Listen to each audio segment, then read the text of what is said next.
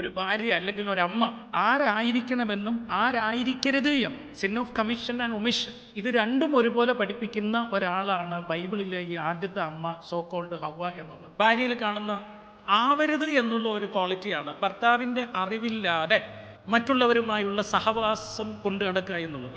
പാമ്പിൻ്റെ അടുത്ത് പോയിട്ട് സംസാരിക്കുന്നുണ്ട് ഹവ്വ. അവൾ ഒറ്റക്കുള്ളപ്പോഴാണ് ഈ പാമ്പുമായിട്ട് സംസാരം നടക്കുന്നത്.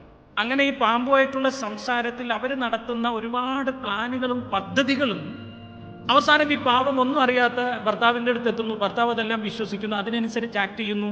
അതോടെ മുഴുവനും തകരാറിലാകുന്നു എന്നുള്ളത്. അപ്പോൾ ഇവിടെ ഇരിക്കുന്ന ഓരോ അമ്മച്ചിമാരോടും ഞാൻ ആവർത്തിച്ച് പറയുന്നു, നിങ്ങൾ ജീവിതത്തിൽ എന്ത് ചെയ്യാണ്ടെങ്കിലും നിങ്ങളുടെ മേൽ ദൈവം ഭരമേൽപ്പിച്ചിരിക്കുന്ന നിങ്ങളുടെ ഭർത്താവിനോട് ആലോചിച്ചിട്ടുള്ള തീരുമാനങ്ങളായിരിക്കണം എന്തും.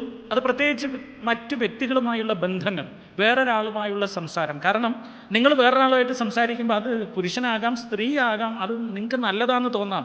പക്ഷെ ഇവരുടെ ഒക്കെ ഉള്ളിൽ പാമ്പുണ്ടോ ഇല്ലയോ എന്നും നമുക്കറിയാൻ പറ്റത്തില്ല.